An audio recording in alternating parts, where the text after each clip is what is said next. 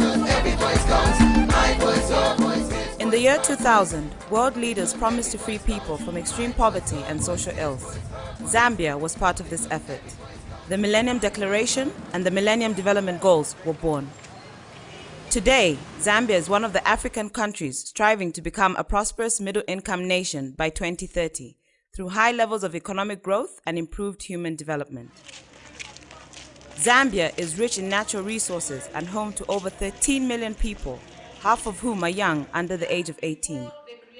It is a country with 73 tribes speaking over 70 different local languages.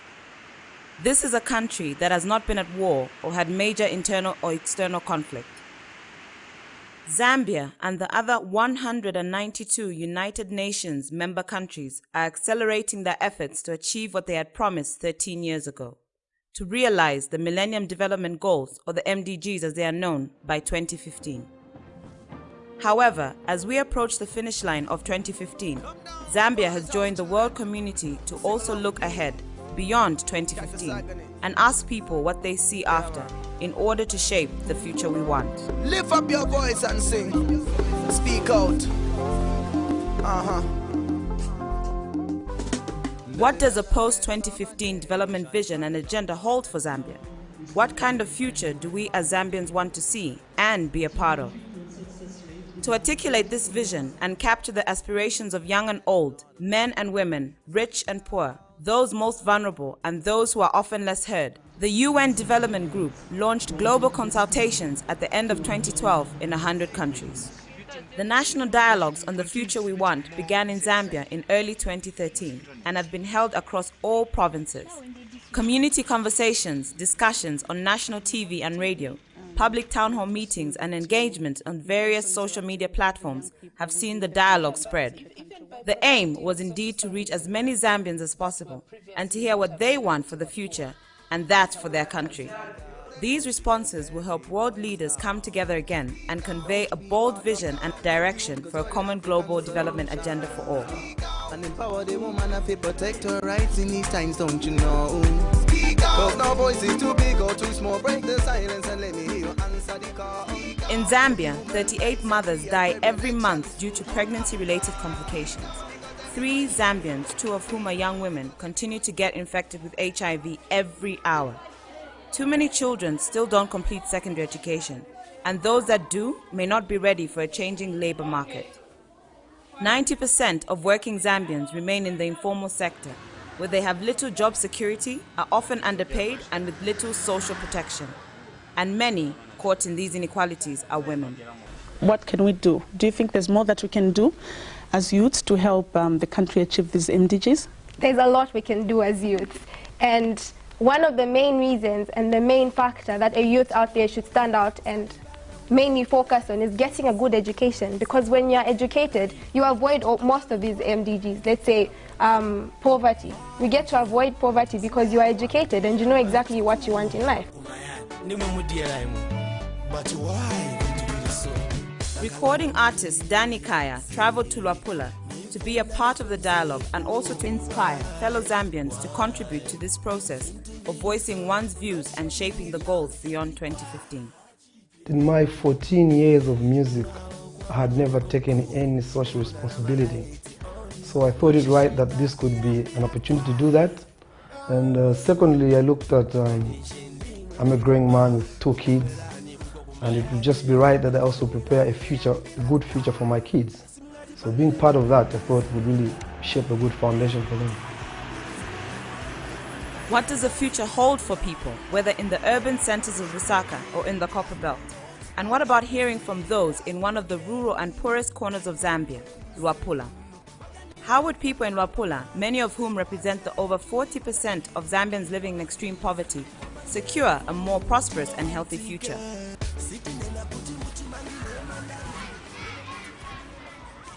It is exciting that Zambia has achieved 94% of primary school enrollment rate.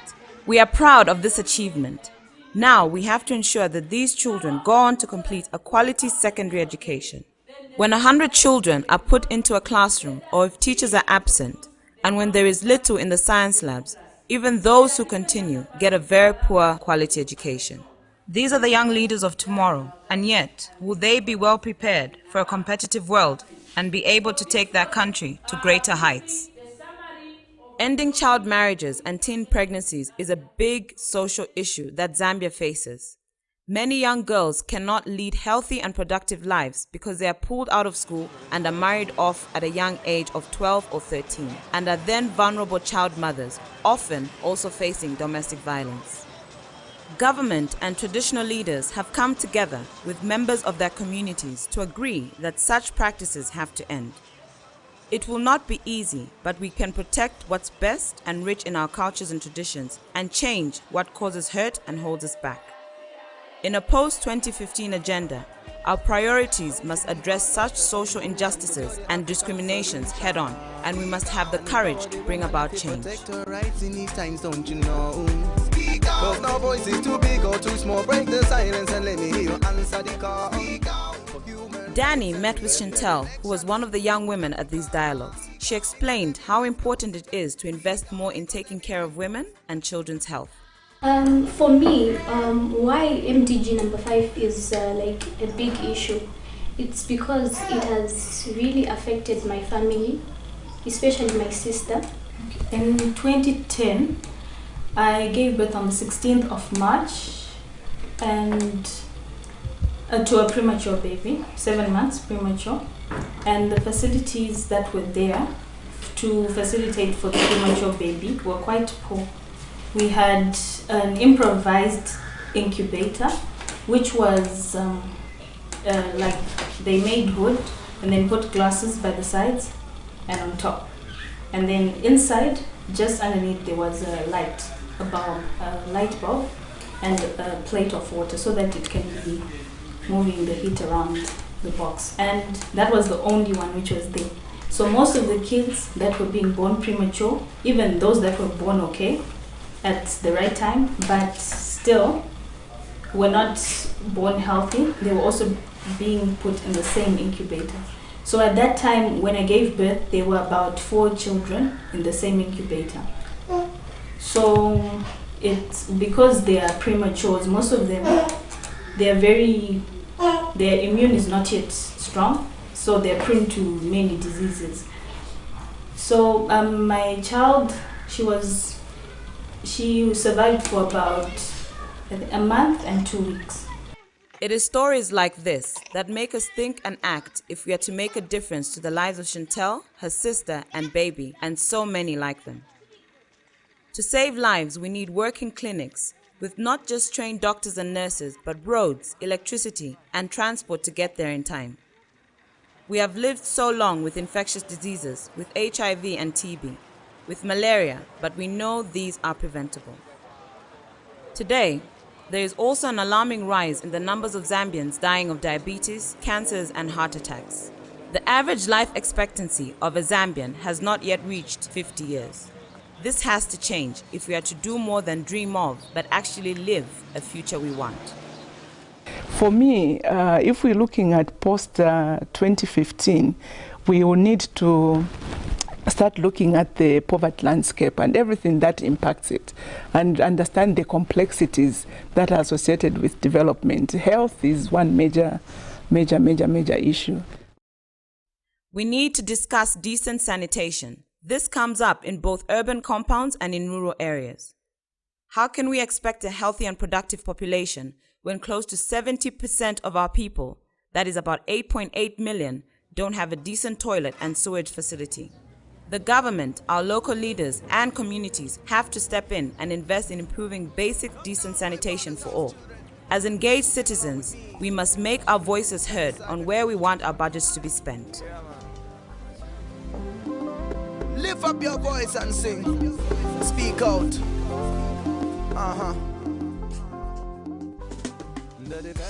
Traditional chiefs play a very important role in our communities.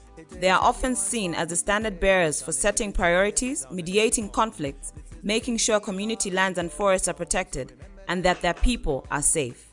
When they follow through on these responsibilities, ensure benefit sharing, and also help the communities to change with the times, we see how people and the land benefit. Our own government, if there could be some deliberate policy to say they empower their own citizens.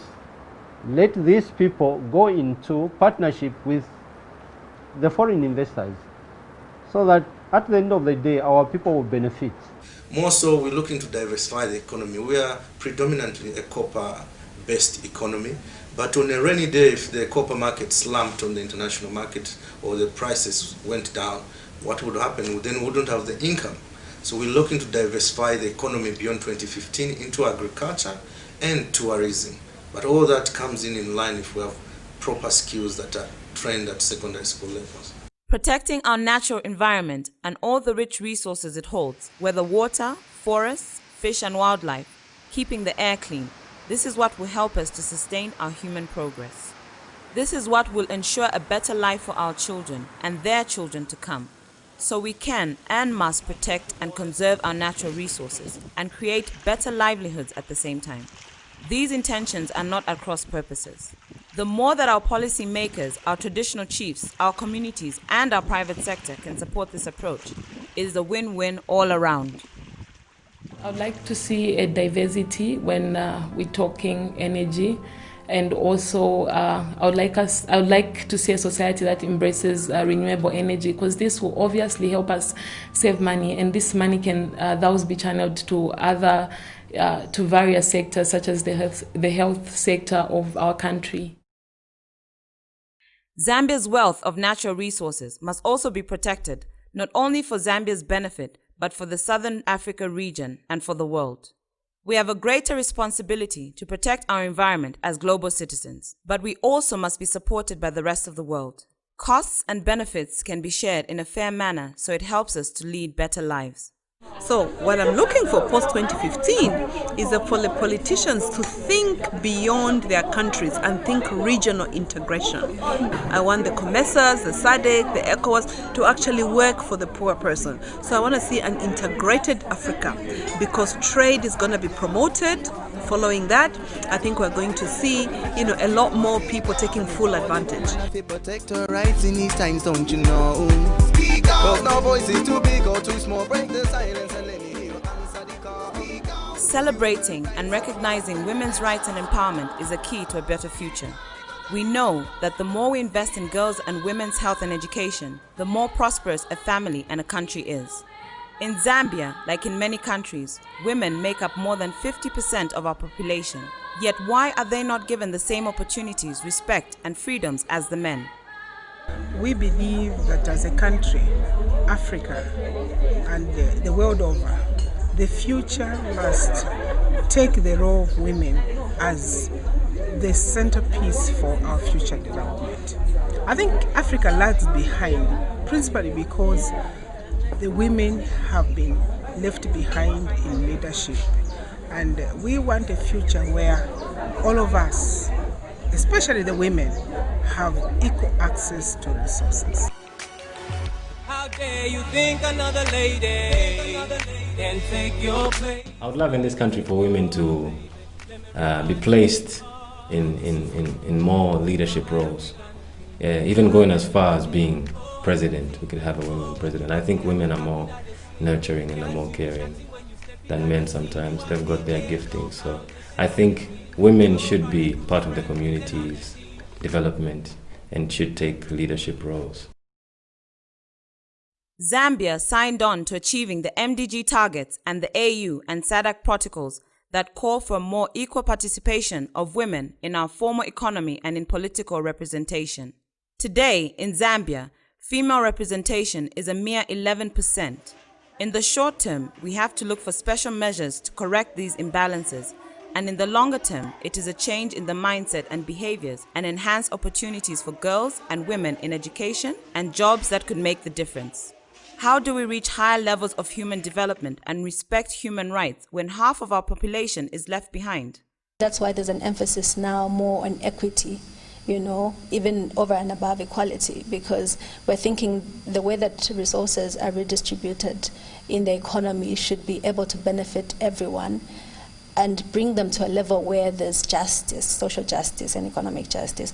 But the future that I would want is also a future that removes inequality of all forms, both in terms of poverty of the mind, material poverty, and also gender inequalities.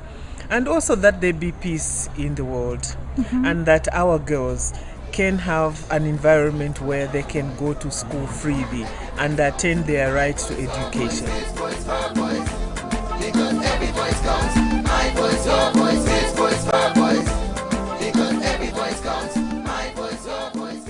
At Zambia's independence, our first president, Dr. Kenneth Kaunda, established Zambia's Independence Day to coincide with the UN Day, 24th October. Our nation was built on the universal values and principles enshrined in the United Nations Charter: respect for the dignity and human rights of all people, justice and equality, self-determination of people in greater freedoms.